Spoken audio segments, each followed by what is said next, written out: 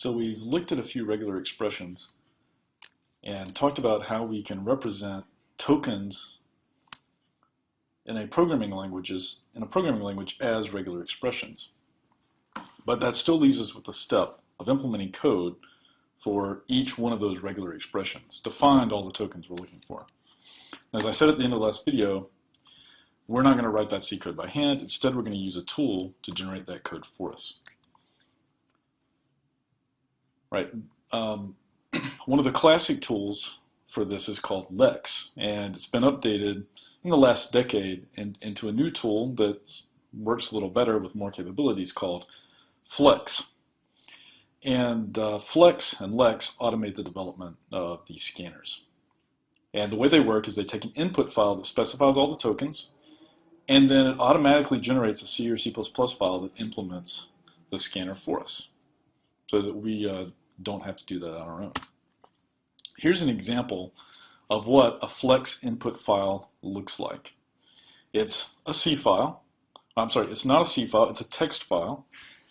And at the top of the text file, you can specify some C variable definitions and includer files, and you need to place these inside this percent brace, percent open brace and percent close brace.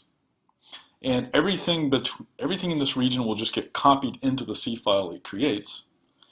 And then inside these, this double percent sign that means begin tokens and double percent sign that means end tokens, we're going to define all our regular expressions.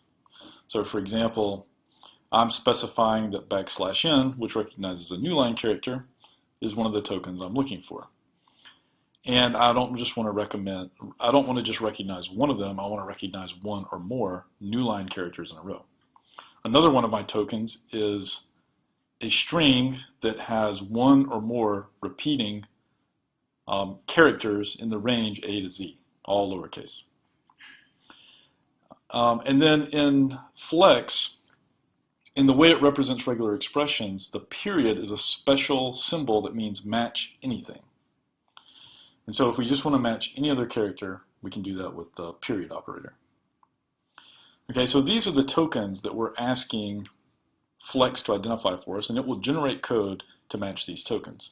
Now the other neat thing you do when you specify a Flex input file is you specify actions that you want the C program it generates to take when it finds a matching token.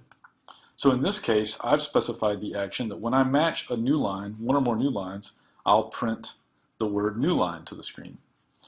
And when I match a sequence of alphabetic characters from A to Z, I'll print word to the screen.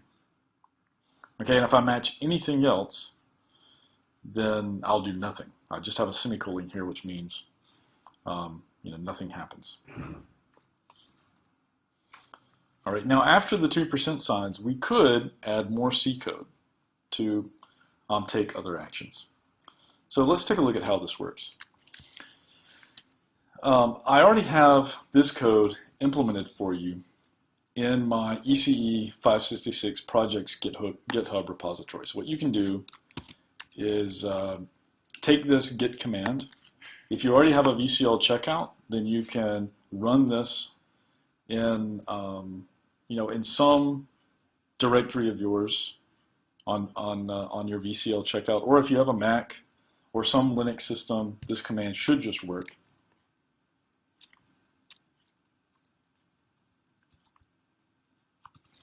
Oh, my copy paste is a little bit broken. I need to get the last part of it here. ECE 566 projects. Okay, now when you try to check it out, it's going to ask for your username and your password. And just go ahead and enter that. It's just your Unity ID username and your Unity ID password. And it'll let you check it out. And once it's all done, change into that directory called ECE566 projects, then change into the lecture code directory, and then into the Lexer directory. And inside here you'll see 3 files, one called makefile, makefile.mac, and words.lex. let's just focus on words.lex at the moment. We want to turn words.lex into a C program that matches all the tokens that we just described. First, let's just open up words.lex and make sure it has the same content that we just discussed.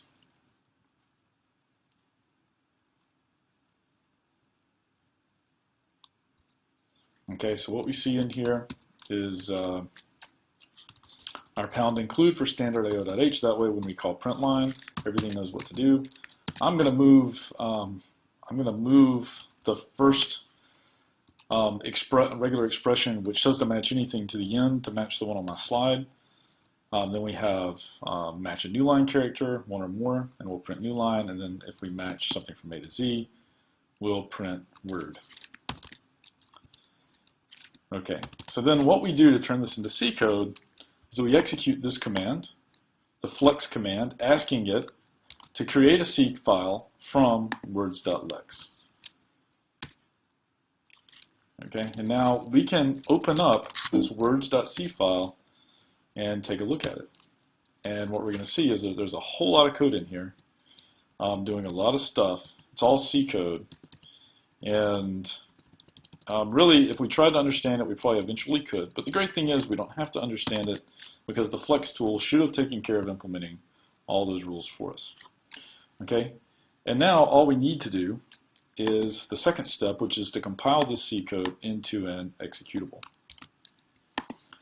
Okay, so we'll copy and paste this GCC command, and it made an executable called words. And now when I execute this executable called words, it just expects a sequence of characters on the standard input. So I can write 1 fish, 2 fish, red fish, blue fish, and return.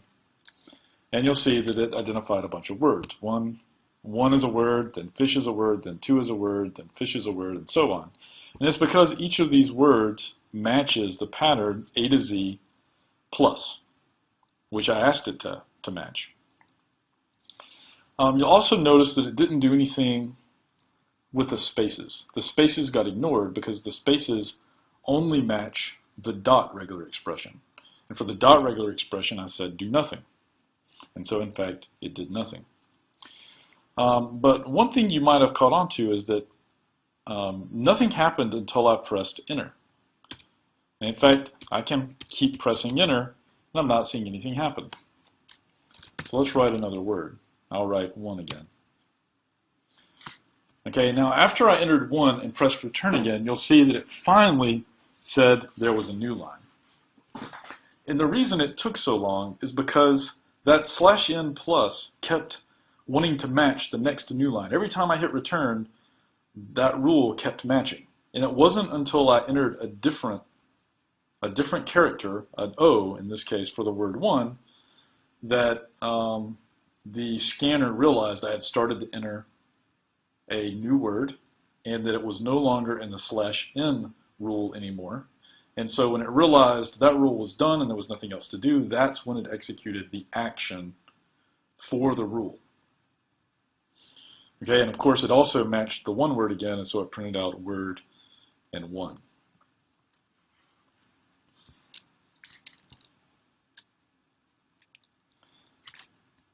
Okay, one thing we could try, we could change the words.lex file so that we actually see when it matches this dot.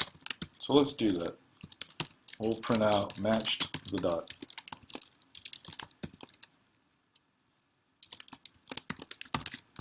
Okay, and now we'll know for sure anytime it decides we've entered some character or something else that doesn't match the other 2 rules. Okay, after we make this change, we need to generate the words.c file again and compile to create the words executable again. Now when we run this, if I enter 1 fish, 2 fish, press return, then what we see is we get a word, then we match the dot, then we get another word, then we match the dot, then we get another word, then we match the dot, then we get another word. And that's what we expect to have happen.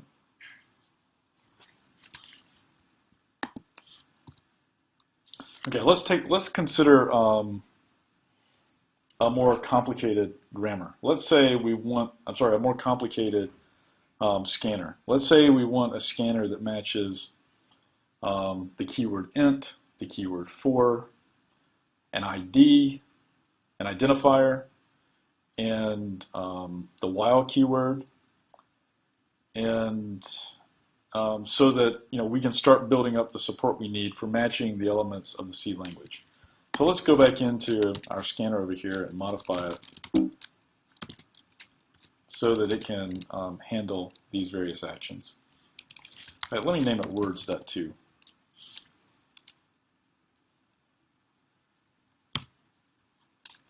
Okay, remember at the top of the file, if we want to include some C code, we need to have this % open brace, and I'll use this so that I have access to standard IO.h.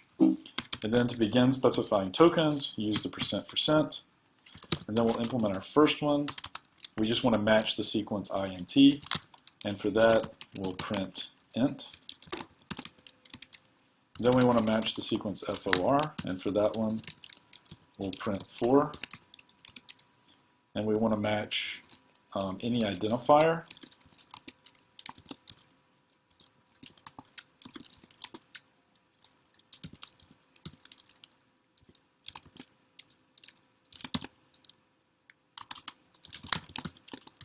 And one thing you'll note is that I'm not overly concerned about the spacing between the regular expressions and the C actions. Flex is pretty good at figuring out what's going on.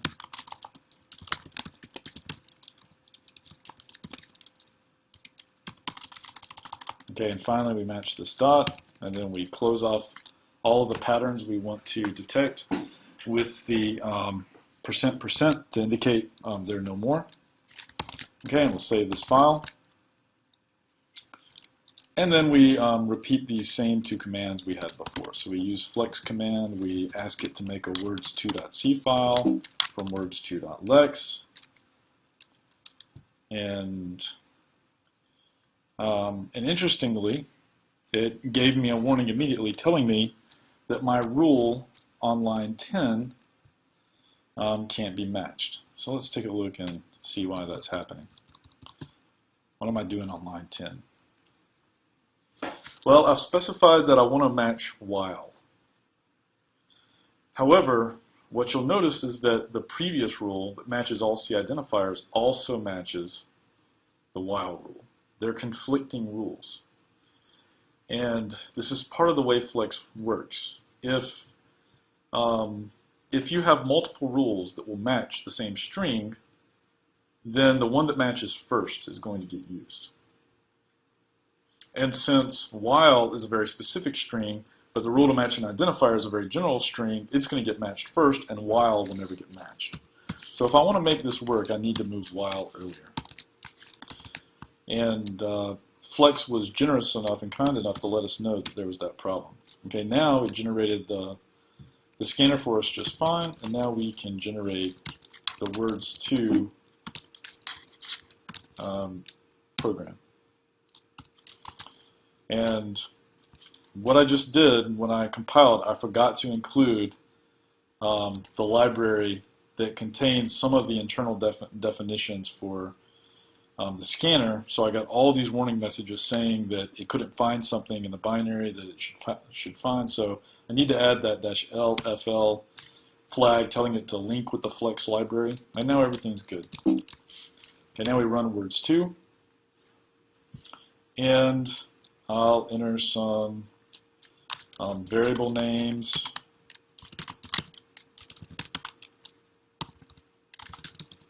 And we'll see what it says. And so we'll see that I found an identifier x, an identifier _var, then the keyword for, then the keyword int, then the identifier while, then the keyword, then the identifier, and then another identifier. Okay, and that is in fact exactly what we would hope to find from this set of rules. Now, one thing you might notice, what about the 4 and the 40? When I entered a 4, I matched it as a keyword, but when I entered 40, it matched it as an identifier. So how was it able to do that? Well, there are a lot of implicit rules that Flex enforces during scanning. One of them is longest match. The longest matching expression is chosen first. So 40 will be matched as an identifier because it's a longer match for the identifier rule. It matches FOR, T, and Y. Whereas it would only match the first three characters if it was matching the for regular expression. Since identifier is a longer match, it picks identifier. Okay, by the same logic, on my previous slide I showed this example of _4, and so if I entered _4 here, I would also see it matched as an identifier. And that happens by the same logic. Since the underscore is already part of an identifier rule, it doesn't stop matching the identifier and then suddenly match, the keyword token. It only matches the identifier. Okay, now the other rule is rule priority.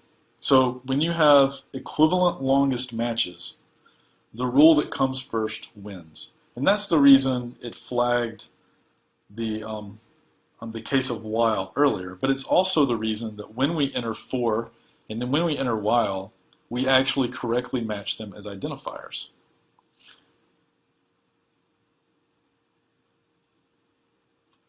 And so if I enter for, we'll see it as a for, and if I enter while, we'll see it as a while. It doesn't suddenly think that for really matches the identifier rule or while really matches the identifier rule. It does match that rule, but it's not the best match because the for and the while specification happens earlier. Okay, so this is an example of how to use Flex, how we can specify some regular expressions to match tokens in our grammar, and how we can specify C code to execute when that match happens. And in class on Monday, we'll look at a more involved example of how we can use Flex to do to solve some interesting problems.